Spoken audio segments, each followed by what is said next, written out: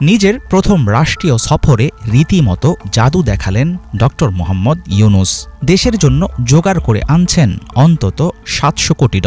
জাতিসংঘের সাধারণ অধিবেশনের নিয়মিত কার্যক্রমের মাঝেই কেড়েছেন বিশ্ব নেতাদের মনোযোগ। বিশ্লেষকদের ধারণা, সাবেক সরকার যেখানে ব্যর্থ, সেখানে নতুন নেতৃত্বের প্রতি আন্তর্জাতিক মহলের ইতিবাচক মনোভাবকে কাজে লাগাতে পারছেন ডক্টর ইউনূস। সারা পৃথিবী অবাক বিস্ময়ে দেখেছে কিভাবে সমগ্র বাংলাদেশের মানুষ একনায়কতন্ত্র, নিপীড়ন, বৈষম্য, অবিচার ও দুর্নীতির বিরুদ্ধে রাজপথ ও সামাজিক যোগাযোগের মাধ্যমে দৃঢ়ভাবে রুখে দাঁড়িয়েছিল। বিগত সরকারের শাসনামলে বৈশ্বিক সংকট সহ নানা অনিয়ম ও অপরিকল্পিত মেগা প্রজেক্টের জেরে তীব্র হয়েছিল ডলারের অভাব। অস্থিতিশীল পরিস্থিতির মাঝেও বাংলাদেশকে এত বড় অঙ্কের ডলার দেয়ার আশ্বাস দিয়েছে বিশ্বব্যাংক, IMF ও যুক্তরাষ্ট্র। চলমান অর্থনৈতিক অস্থিরতার মধ্যে সাময়িক স্বস্তির নিঃশ্বাস ফেলার সুযোগ দেবে নতুন জোগাড় হওয়া প্রায় $7.25 বিলিয়ন প্রাথমিক নিশ্চয়তা। সবকিছু ঠিক থাকলে অচিরেই কেন্দ্রীয় ব্যাংকের রিজার্ভে যোগ হবে বিপুল অঙ্কের বৈদেশিক মুদ্রা। জাতিসংঘ মিশনে কেবল অধিবেশনে ভাষণ দেয়াতেই সীমাবদ্ধ থাকেননি ডক্টর মোহাম্মদ ইউনূস।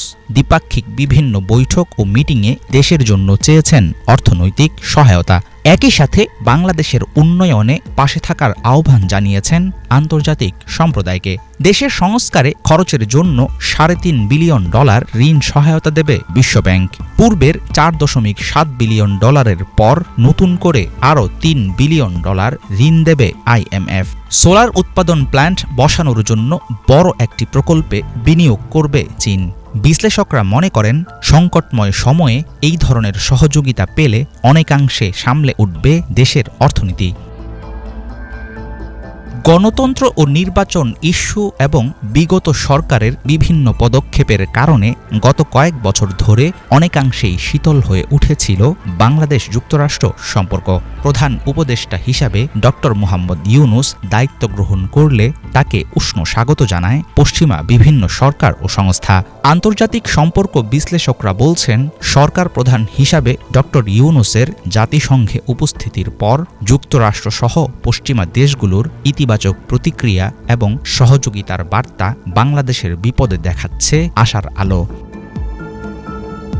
যুক্তরাষ্ট্র সফরে নিয়মিত কার্যক্রমের পাশাপাশি ডক্টর ইউনূস বৈঠক করেছেন মার্কিন প্রেসিডেন্ট জো বাইডেন, কানাডার প্রধানমন্ত্রী জাস্টিন ট্রুডো, পাকিস্তানের প্রধানমন্ত্রী শাহবাজ শরীফ, নেপালের প্রধানমন্ত্রী কেপি শর্মা, বিশ্বব্যাংক প্রেসিডেন্ট অজয় বাঙ্গা, IMF ব্যবস্থাপনা পরিচালক ক্রিস্টালিনা জর্জিভা, চীনের পররাষ্ট্রমন্ত্রী ওয়াং উই সহ বিশ্বের অনেক রাষ্ট্রনায়ক ও সরকার প্রধানদের সঙ্গে।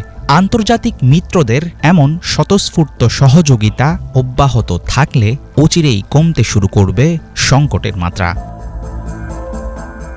হাফিজুল ইসলাম, বাংলা ভিশন।